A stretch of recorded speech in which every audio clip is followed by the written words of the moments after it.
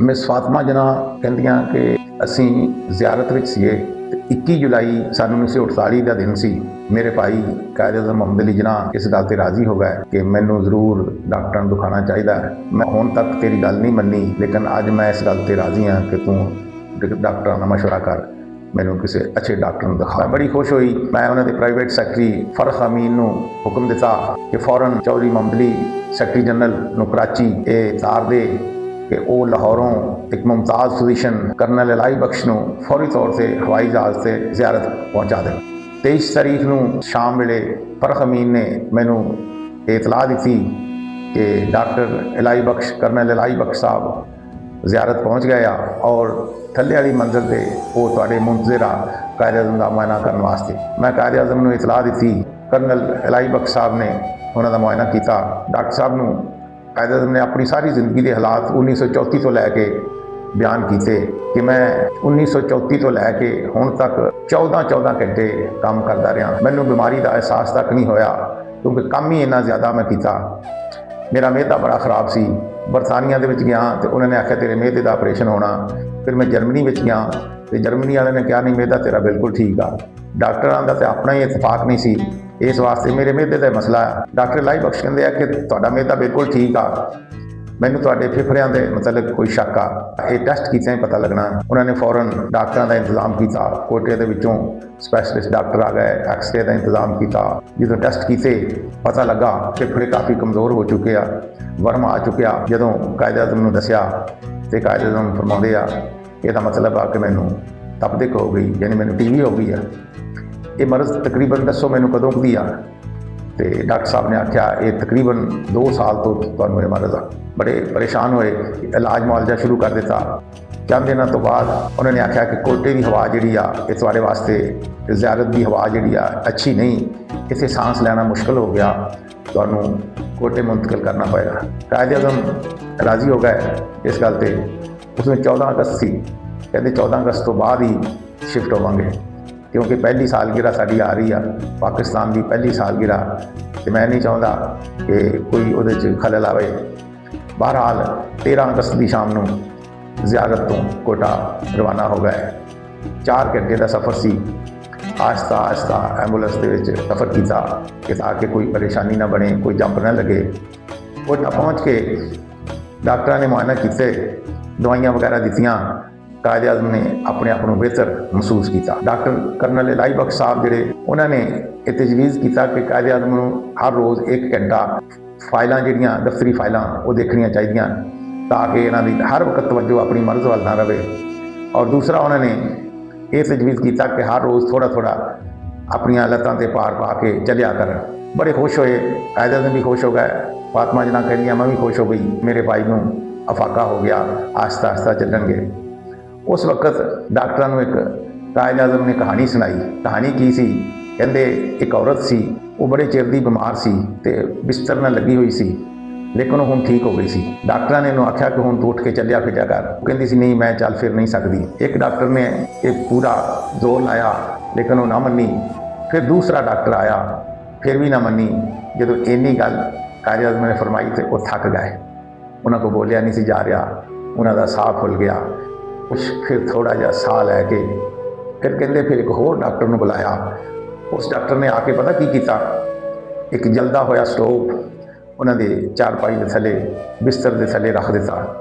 ਜਦੋਂ ਉਹਦੀ ਹਰਾਰਤ ਪਹੁੰਚੀ, ਉਸ ਬੱਚੀ ਨੂੰ ਪਤਾ ਲੱਗਾ, ਉਸ ਔਰਤ ਨੂੰ, ਕਿ ਮੇਰਾ ਬਿਸਤਰ ਜਲਦੀ ਹੁਣ ਜਲ ਜਾਣਾ, ਇਹਨੂੰ ਅੱਗ ਲੱਗ ਜਾਣੀ ਆ ਇਹ ਸਾਰਾ, ਤੇ ਮੈਨੂੰ ਵੀ ਅੱਗ ਲੱਗ ਜਾਣੀ। ਉਹ ਫੌਰਨ ਚੀਖਦੀ ਹੋਈ ਆਪਣੇ ਬਿਸਤਰ ਨੂੰ ਛੱਡ ਕੇ ਦੌੜ ਪਈ। ਤੇ ਕਹਿੰਦੇ ਤੁਸੀਂ ਵੀ ਮੇਰੇ ਨਾਲ ਇਸ ਤਰ੍ਹਾਂ ਹੀ ਕਰਨਾ ਚਾਹੁੰਦੇ ਆ? ਹੱਸ ਪਏ। ਬੜਾ ਅੱਛਾ ਮੂਡ ਹੋ ਗਿਆ। ਫਿਰ ਕੁਝ ਵਕਫੇ ਤੋਂ ਬਾਅਦ ਕਹਿੰਦੇ ਆ ਡਾਕਟਰ ਸਾਹਿਬ ਮੈਂ ਸਿਗਰਟ ਪੀਣਾ ਚਾਹੁੰਦਾ, ਮੈਨੂੰ ਬੜੀ ਦੇਰ ਹੋ ਗਈ ਸਿਗਰਟ ਪੀਤਿਆਂ ਨੂੰ। ਤੇ ਡਾਕਟਰ ਸਾਹਿਬ ਕਹਿੰਦੇ ਅੱਛਾ ਪੀ ਲਓ ਸਿਗਰਟ, ਲੇਕਿਨ ਧੂੰਆਂ ਅੰਦਰ ਨਹੀਂ ਲਿਜਾਣਾ, 1 ਸਿਗਰਟ ਰੋਜ਼ ਦੀ ਪੀ ਲਿਆ ਕਰੋ। ਸ਼ਾਮ ਨੂੰ ਜਦੋਂ ਡਾਕਟਰ ਸਾਹਿਬ ਤਸ਼ਰੀਫ ਲਿਆਏ ਤੇ ਐਸ਼ ਟਰੇ ਵਿੱਚ 5 ਟੋਟੇ ਸਿਗਰਟਾਂ ਦੇ ਪਏ ਸੀ। ਹੱਸ ਪਏ। ਹੱਸ ਕੇ ਕਿਹਾ ਜੀ ਮੈਂ 5 ਸਿਗਰਟਾਂ ਪੀਤੀਆਂ ਪਰ ਮੈਂ ਧੂੰਆਂ ਅੰਦਰ ਨਹੀਂ ਲੈ ਗਿਆ। ਇਸ ਤਰ੍ਹਾਂ ਕਰਦਿਆਂ 1 ਸਤੰਬਰ ਵਾਲੇ ਦਿਨ ਕਰਨਲ ਇਲਾਹੀ ਬਖਸ਼ ਨੇ ਬੜੀ ਮਾਯੂਸੀ ਦੇ ਨਾਲ ਦੱਸਿਆ ਕਿ ਕਾਇਦ-ਏ-ਆਜ਼ਮ ਨੂੰ ਹੈਮਰੇਜ ਹੋ ਗਿਆ, ਇਸ ਵਾਸਤੇ ਇਹਨਾਂ ਨੂੰ ਇੱਥੇ ਰੱਖਣਾ ਬੜਾ ਮੁਸ਼ਕਲ ਆ, ਇਹਨਾਂ ਨੂੰ ਕਰਾਚੀ ਲਿਜਾਣਾ ਪਵੇਗਾ। ਡਾਕਟਰ ਇਲਾਹੀ ਬਖਸ਼ ਨੇ ਇੱਕ ਨਾਲ ਕੰਪਾਊਂਡਰ ਰੱਖਿਆ, ਕੰਪਾਊਂਡਰ ਔਰਤ ਰੱਖੀ ਜਿਹੜਾ ਉਹਨਾਂ ਦਾ ਟੈਂਪਰੇਚਰ ਚੈੱਕ ਕਰਦੀ ਹੁੰਦੀ ਸੀ। ਇੱਕ ਦਿਨ ਕਾਇਦੇ ਆਜ਼ਮ ਨੇ ਪੁੱਛਿਆ, ਬੇਟੀ ਦੱਸ ਮੇਰਾ ਟੈਂਪਰੇਚਰ ਕਿੰਨਾ? ਉਹ ਕੰਪਾਊਂਡਰ ਅੜ ਗਈ, ਕਹਿੰਦੀ ਮੈਂ ਤੁਹਾਨੂੰ ਨਹੀਂ ਦੱਸ ਸਕਦੀ ਕਿ ਤੁਹਾਡਾ ਟੈਂਪਰੇਚਰ ਕਿੰਨਾ, ਕਿਉਂਕਿ ਮੈਂ ਡਾਕਟਰ ਨੂੰ ਹੀ ਦੱਸ ਸਕਦੀ ਹਾਂ। ਬੜਾ ਇਸਰਾਰ ਕੀਤਾ ਲੇਕਿਨ ਉਹ ਨਾ ਮੰਨੀ। ਜਦੋਂ ਚਲੀ ਗਈ ਤੇ ਡਾਕਟਰ ਕਾਇਦੇ ਆਜ਼ਮ ਨੇ ਫਰਮਾਇਆ ਕਿ ਮੈਨੂੰ ਇਹੋ ਜਿਹੇ ਲੋਕ ਬਹੁਤ ਪਸੰਦ ਆ ਜਿਹੜੇ ਆਪਣੀ ਅਨਾਹ ਦੇ ਪੱਕੇ, ਆਪਣੇ ਫੈਸਲੇ ਤੇ ਅੜੇ ਰਹਿੰਦੇ ਆ, ਆਪਣੇ ਫੈਸਲੇ ਨੂੰ ਬਦਲਦੇ ਨਹੀਂ। ਇਹ ਬੇਟੀ ਮੈਨੂੰ ਬਹੁਤ ਅੱਛੀ ਲੱਗੀ ਕਿ ਉਹਨੇ ਡਾਕਟਰ ਦੀ ਗੱਲ ਤੇ ਉੱਤੇ ਅਮਲ ਕੀਤਾ। ਮੈਨੂੰ ਨਹੀਂ ਦੱਸਿਆ ਉਹਨੇ ਮੇਰਾ ਟੈਂਪਰੇਚਰ ਕਿੰਨਾ। 5 ਸਤੰਬਰ ਨੂੰ ਬਲਗਮ ਟੈਸਟ ਕੀਤੀ, ਪਤਾ ਲੱਗਾ ਨਮੂਨੀਆ ਦਾ ਹਮਲਾ ਜ਼ਿਆਦਾ ਹੋ ਗਿਆ ਔਰ ਫਿਰ ਡਾਕਟਰਾਂ ਨੇ ਸਾਰਿਆਂ ਨੇ ਮਿਲ ਕੇ ਮਸ਼ਵਰਾ ਕੀਤਾ ਕਿ ਕਾਇਦ ਨੂੰ ਕਰਾਚੀ ਜਲਦੀ ਮੁੰਤਕਿਲ ਕੀਤਾ ਜਾਵੇ। ਵਾਈ ਕਿੰਗ ਤਿਆਰਾ ਫੌਰਨ ਆਰਡਰ ਕਰ ਦਿੱਤਾ ਕਿ ਉਹ ਕੋਟਾ ਪਹੁੰਚ ਜਾਵੇ। 11 ਸਤੰਬਰ ਨੂੰ 2 ਵਜੇ ਤਕਰੀਬਨ 에ਅਰਪੋਰਟ ਕੋਟਾ ਤੋਂ ਅਸੀਂ ਰਵਾਨਾ ਹੋ ਗਏ ਉਸ ਵਾਈਕਿੰਗ ਤਿਆਰੇ 'ਚ ਬੈਠ ਕੇ। ਜਦੋਂ ਕਰਾਚੀ ਪਹੁੰਚੇ ਤੇ ਕਰਾਚੀ ਕਿਸੇ ਨੂੰ ਕੋਈ ਇਤਲਾਹ ਨਹੀਂ ਸੀ ਕਿ ਕਾਇਦ ਕਰਾਚੀ ਤਸ਼ਰੀਫ ਲਿਆ ਰਿਹਾ ਹੈ। ਸਿਰਫ ਗਵਰਨਰ ਜਨਰਲ ਦਾ ਮਿਲਟਰੀ ਸੈਕਟਰੀ ਜੈਫਰੀ ਉਹ ਇਸਤਕਬਾਲ ਵਾਸਤੇ ਇੱਕ ਐਂਬੂਲੈਂਸ ਲੈ ਕੇ ਆਇਆ ਸੀ, ਵਰਨਾ ਕਿਸੇ ਨੂੰ ਕੰਨੋਂ ਕੰਨ ਕੋਈ ਖਬਰ ਨਹੀਂ ਸੀ ਕਿ ਕਾਇਦ ਕਰਾਚੀ ਆ ਰਿਹਾ ਹੈ। ਐਂਬੂਲੈਂਸ ਦੇ ਵਿੱਚ ਕਾਇਦ ਨੂੰ ਲਿਟਾ ਦਿੱਤਾ ਗਿਆ। ਹਾਲੇ ਤਕਰੀਬਨ 4 ਮੀਲ ਦਾ ਸਫ਼ਰ ਤੈਅ ਕੀਤਾ ਹੋਣਾ ਕਿ ਐਂਬੂਲੈਂਸ ਹਿਚਕੀਆਂ ਲੈਣ ਲੱਗ ਪਈ। ਹਿਚਕੀਆਂ ਲੈਂਦੀ ਐਂਬੂਲੈਂਸ ਰੁਕ ਗਈ। ਜਦੋਂ ਐਂਬੂਲੈਂਸ ਰੁਕ ਗਈ, ਡਰਾਈਵਰ ਥੱਲੇ ਜਾ ਕੇ ਇੰਜਨ ਨੂੰ ਵੇਖੇ, ਕਦੀ ਕਿਸੇ ਚੀਜ਼ ਨੂੰ ਵੇਖੇ, ਸ਼ਾਇਦ ਕੋਈ ਹੋਰ ਖਰਾਬੀ ਨਾ ਹੋਵੇ। ਮੈਂ ਫਾਤਮਾ ਜਨਾ ਕਹਿੰਦੀਆਂ ਕਿ ਮੈਂ ਬਾਹਰ ਆਈ, ਮੈਂ ਪੁੱਛਿਆ ਕੀ ਹੋਇਆ? ਕਹਿੰਦੇ ਪੈਟਰੋਲ ਮੁੱਕ ਗਿਆ। ਕਹਿੰਦੇ ਕੋਈ ਇੰਤਜ਼ਾਮ ਨਹੀਂ ਸੀ ਹੋ ਰਿਹਾ। ਬਿਆਬਾਨ ਇਲਾਕਾ ਸੀ, ਮੁਹਾਜਰੀਨ ਦੀਆਂ ਚੌਂਪੜੀਆਂ ਦੂਰ ਤੱਕ ਨਜ਼ਰ ਆ ਰਹੀਆਂ ਸੀ। ਲੋਕ ਸਾਰੇ ਆਪੋ ਆਪਣੇ ਕੰਮਾਂ ਨੂੰ ਲੱਗੇ ਹੋਏ ਸੀ। ਕਿਸੇ ਨੂੰ ਇਹ ਪਤਾ ਨਹੀਂ ਸੀ ਕਿ ਉਹਨਾਂ ਦਾ ਕਾਇਦ ਜਿਹਨੇ ਇਹ ਮੁਲਕ ਲੈ ਕੇ ਦਿੱਤਾ ਉਹ ਉਹਨਾਂ ਦੇ ਸਾਹਮਣੇ, ਉਹਨਾਂ ਦੇ ਕੋਲ ਹੀ ਇੱਕ ਐਂਬੂਲੈਂਸ ਦੇ ਵਿੱਚ ਬੇਬਸ ਪਿਆ ਔਰ ਜ਼ਿੰਦਗੀ ਦੇ ਆਖਰੀ ਸਾਂਸ ਪੂਰੇ ਕਰਦਾ ਪਿਆ। ਇਹ ਜ਼ਿੰਦਗੀ ਦਾ, ਮੇਰੀ ਜ਼ਿੰਦਗੀ ਦਾ ਫਾਤਮਾ ਜਨਾ ਕਹਿੰਦੀ ਕਿ ਇਤਨਾ ਤਵੀਲ ਤਰੀਨ ਘੰਟਾ ਸੀ ਜਿਹੜਾ ਮੁੱਕਣ ਦਾ ਨਾਂ ਨਹੀਂ ਸੀ ਲੈ ਰਿਹਾ। ਬਹੁਤ ਮੁਸ਼ਕਲ। ਕਰਾਚੀ ਦੀਆਂ ਹਵਾਵਾਂ ਠੰਡੀਆਂ ਅਮੂਮਨ ਚੱਲਦੀਆਂ ਹੁੰਦੀਆਂ ਸੀ, ਲੇਕਿਨ ਉਸ ਦਿਨ ਕੋਈ ਹਵਾ ਨਹੀਂ ਸੀ ਚੱਲਦੀ। ਗਰਮੀ ਬਰਦਾਸ਼ਤ ਤੋਂ ਬਾਹਰ ਸੀ। ਘੰਟੇ ਤੋਂ ਬਾਅਦ ਦੁਬਾਰਾ ਨਵੀਂ ਐਂਬੂਲੈਂਸ ਆਈ। ਫਿਰ ਉਹਦੇ ਵਿੱਚ ਸ਼ਿਫਟ ਕੀਤਾ।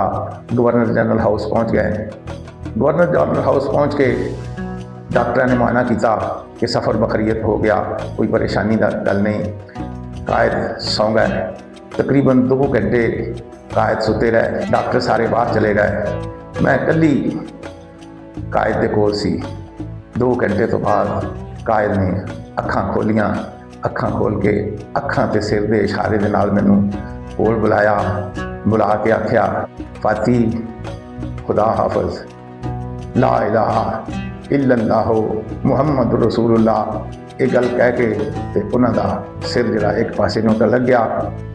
ਮੈਂ ਚੀਖਾਂ ਮਾਰੀਆਂ, ਡਾਕਟਰ ਮੇਰਾ ਭਾਈ ਮਰ ਰਿਹਾ, ਜਲਦੀ ਆਓ। ਸਾਰੇ ਡਾਕਟਰ ਆ ਗਏ। ਡਾਕਟਰਾਂ ਨੇ ਆ ਕੇ ਦੇਖਿਆ।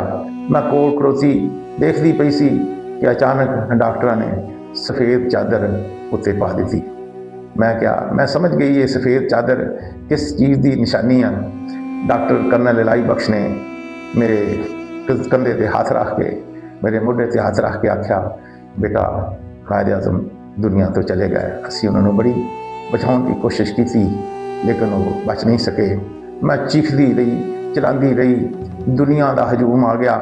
ਮੈਨੂੰ ਨਹੀਂ ਪਤਾ ਮੈਂ ਕਿਤਨੀ ਦੇਰ ਉਸ ਸਫੇਦ ਚਾਦਰ ਦੇ ਕੋਲ ਬੈਠੀ ਆਪਣੇ ਭਾਈ ਨੂੰ ਦੇਖਦੀ ਰਹੀ। ਉਸ ਸਫੇਦ ਚਾਦਰ ਨੂੰ ਦੇਖਦੀ ਰਹੀ।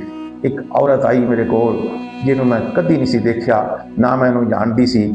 ਉਹਨੇ ਆ ਕੇ ਮੇਰੇ ਗਲ ਵਿੱਚ ਬਾਹਾਂ ਪਾ ਕੇ ਮੈਨੂੰ ਜੱਫੀ ਵਿੱਚ ਲੈ ਕੇ ਕਿਹਾ, ਬੇਟੀ ਇੰਨਾ ਲਿल्लाह व इन्ना इलैहि राजिऊन। ये वीडियो अच्छी लगे लाइक करो, फॉलो करो और चैनल को सब्सक्राइब करना।